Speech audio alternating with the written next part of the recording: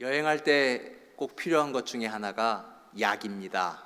약을 잘 챙겨야 합니다. 약은 우리의 삶에 없어서는 안 되는 아주 중요한 것이 되었습니다. 교회에도 비상약이 있습니다. 어린아이들이 다치고 또 갑자기 아플 수 있기 때문에 그렇습니다. 사람들이 모이는 곳에는요, 이렇게 다치고 아픈 일들이 있습니다. 근데 가만 보면 대부분의 아픔은 환경에서 오는 것이 아니라 관계에서 오는 것 같습니다. 여러분은 어떠세요? 직장 생활 하시는데 무엇이 제일 힘드세요? 업무일까요? 사람들과의 관계일까요? 선교사님들에게 묻습니다. 뭐가 제일 힘이 드세요? 낯선 환경에 적응하는 것이 아니라 선교사들과의 관계가 힘들다고 말씀하십니다. 오늘 우리는 이렇게 예배 자리에 있습니다.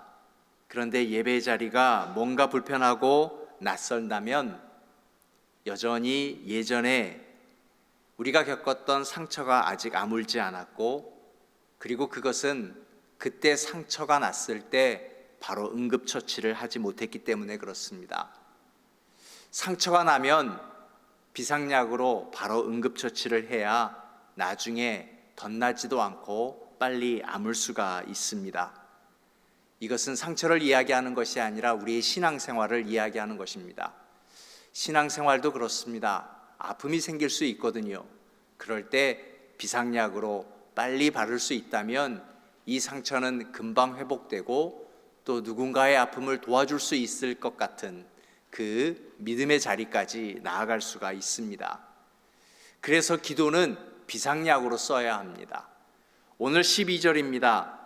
우리가 우리에게 죄 지은 자를 사하여 준 것 같이 우리 죄를 사하여 주시옵고, 주기도에서 가장 긴 기도 구절의 한 구절입니다. 여러분, 이 기도를 이제 꼭 간직하셔서 비상약으로 쓰십시오.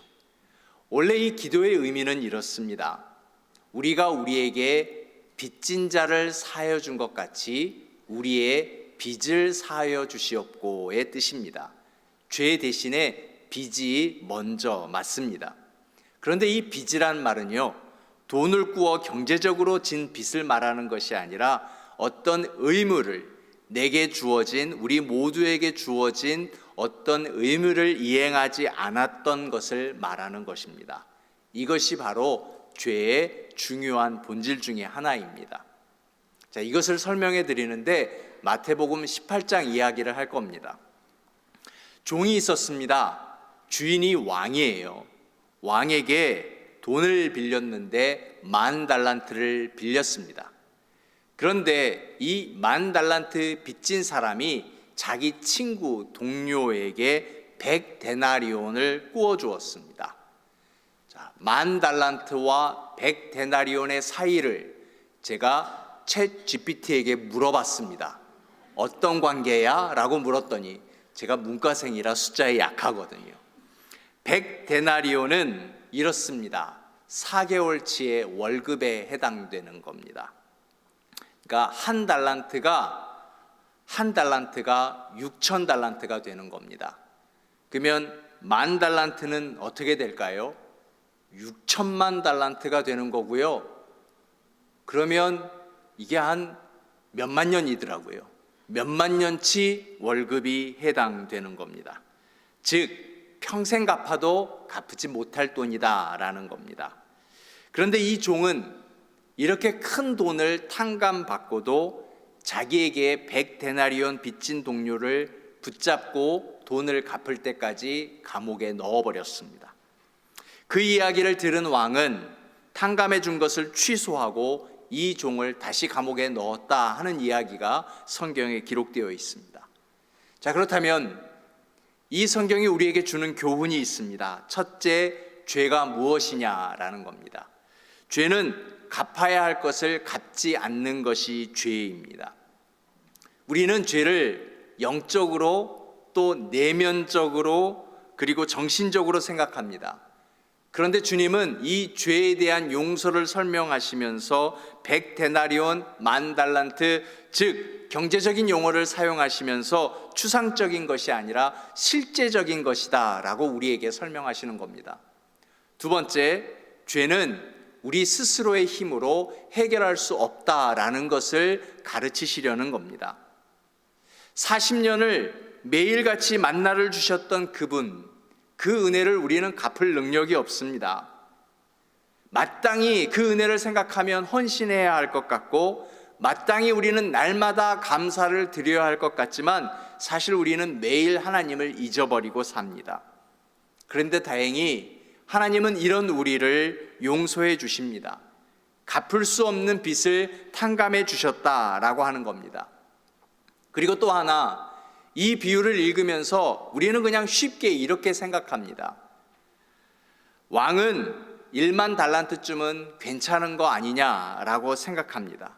탕감해 주어도 왕은 왕이니까 별 손해가 없을 것이다 라는 겁니다.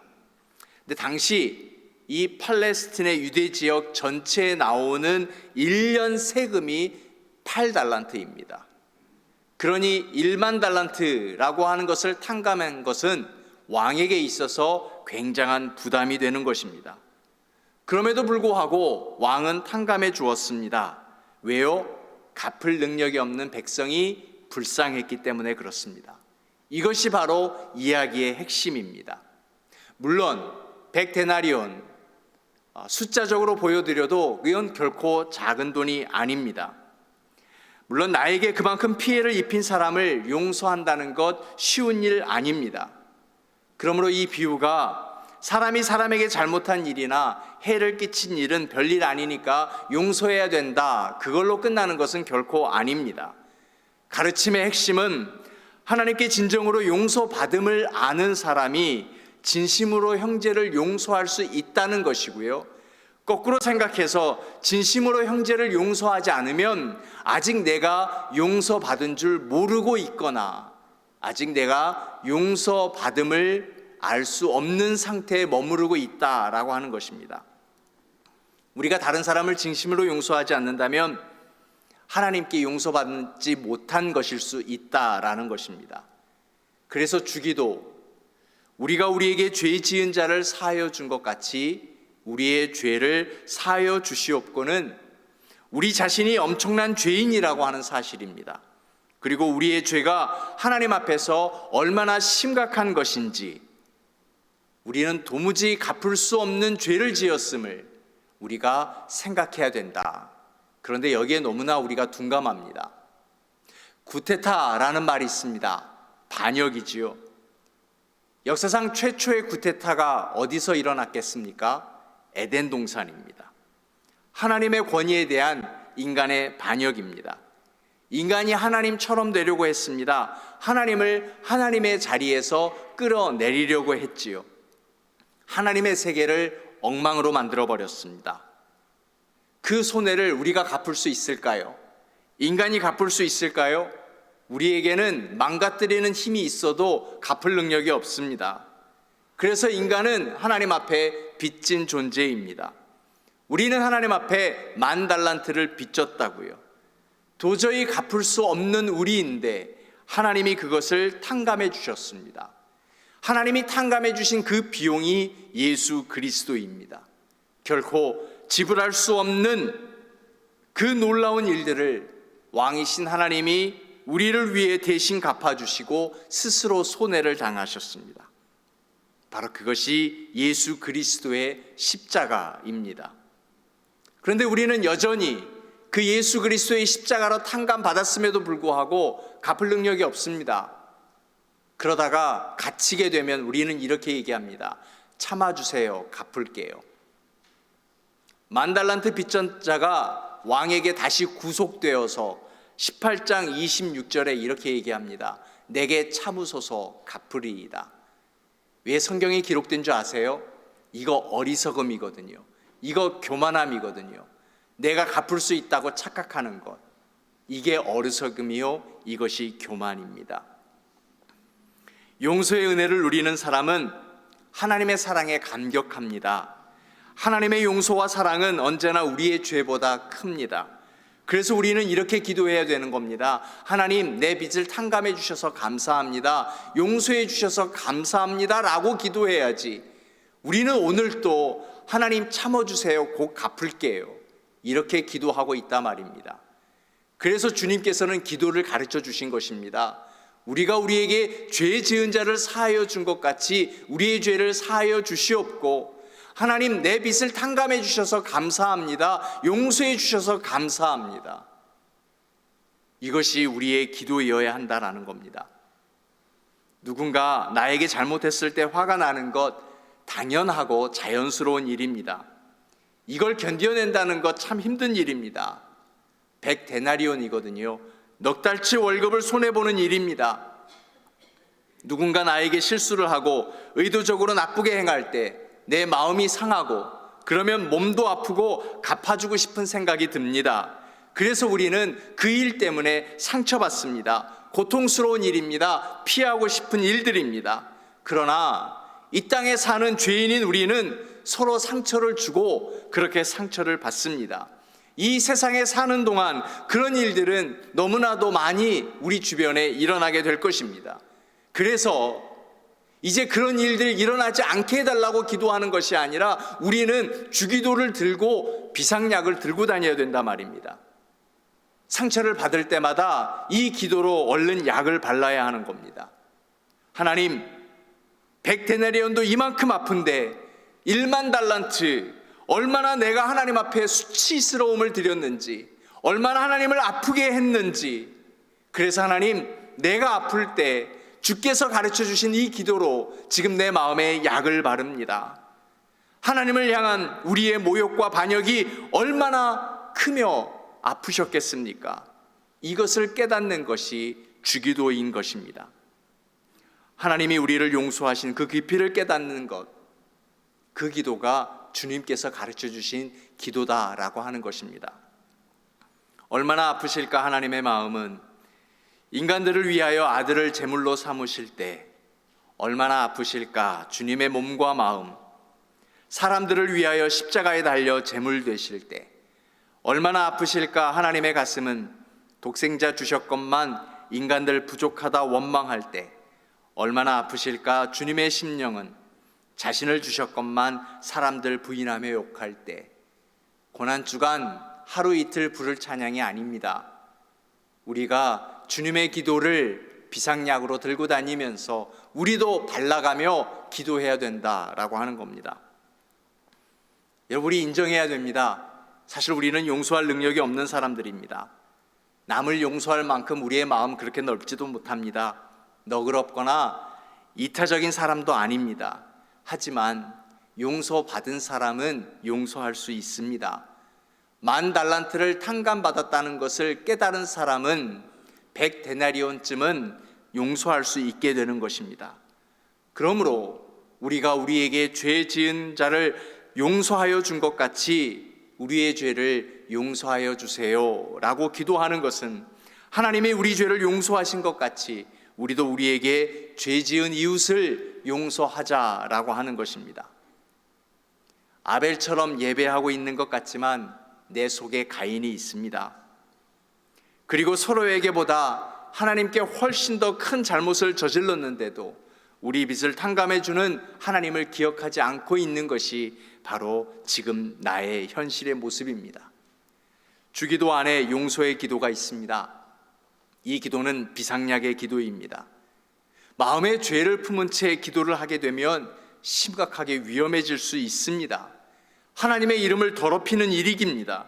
마음의 분노를 그대로 품은 채 평화를 외친다면 하나님 안에서 용서될 수 없는 일이기에 반드시 이 기도로 약을 바른 다음에 용서한 다음에 해야 한다라고 하는 겁니다.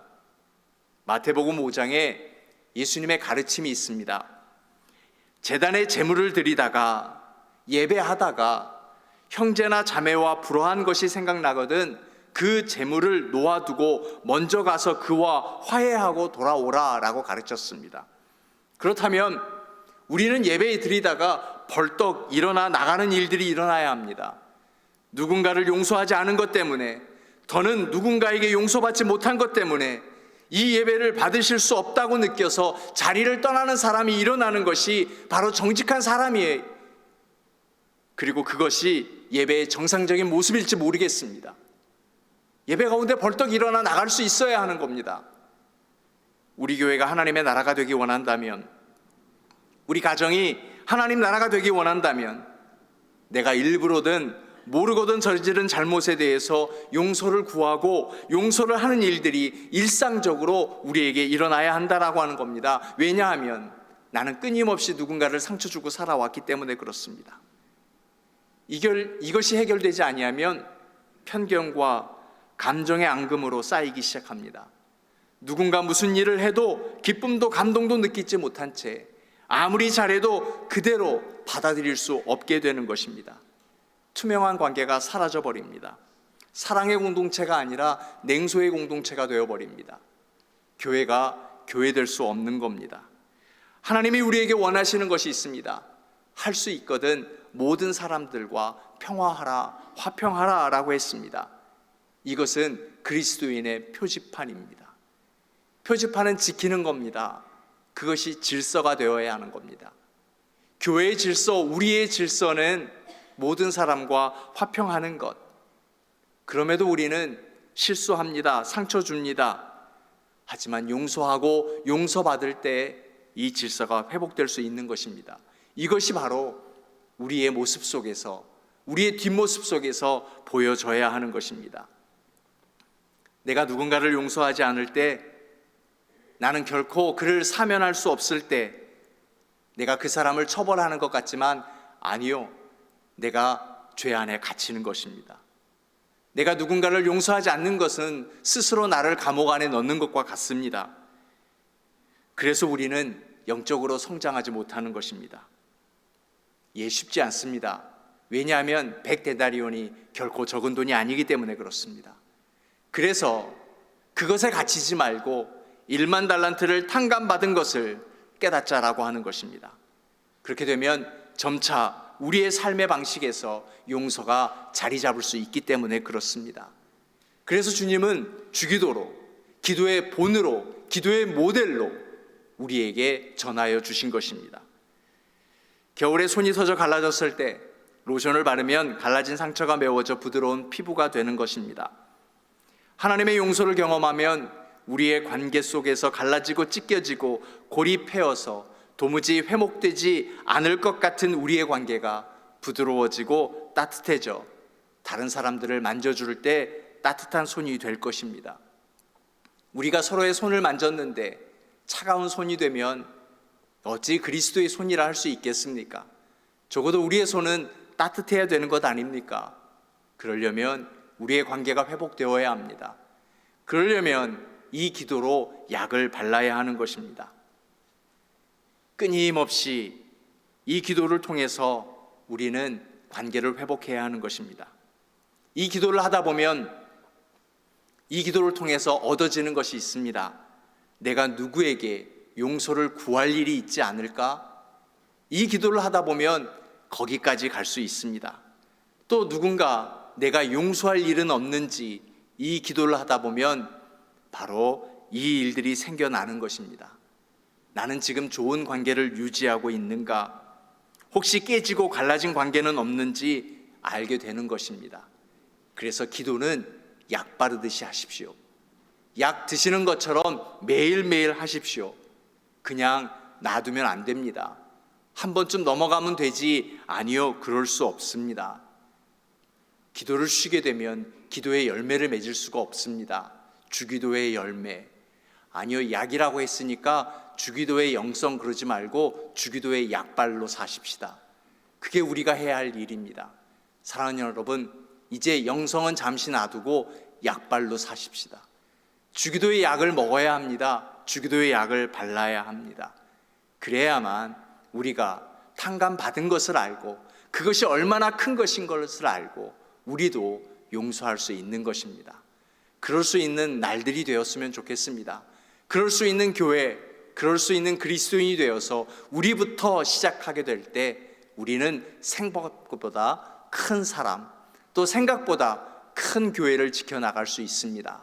그럴 수 있는 한미교회 기도자 되시기를 주님의 이름으로 축원하여 드립니다. 은혜로우신 하나님, 우리에게 이 주기도의 영성, 주기도의 비상약이 있음을 알게 하여 주옵소서. 우리는 여전히 상처받았으며 이 상처로 관계를 대하려고 하고 있지만 이미 주께서 주신 그 약으로 우리가 상처를 바르며 이겨낼 수 있게 하여 주옵소서. 하나님, 오늘도 나에게 아픔이 있습니다. 기도의 약이 하나님 일할 수 있게 하여 주시옵소서. 우리는 너무나도 큰 것을 하나님 앞에 죄로 아픔을 드렸습니다. 하나님이 우리를 탕감해 주셨습니다. 용서해 주셨습니다. 우리도 용서하는 자 되게 하여 주시고 우리도 관계를 회복하는 자 되게 하여 주옵소서. 예수 그리스도의 값을 치르신 하나님, 우리에게 그 예수 그리스도가 있습니다. 그 십자가가 있습니다. 우리도 용서하며 살아가는 기도자 되게 하여 주옵소서. 예수님의 이름으로 기도드립니다. 아멘.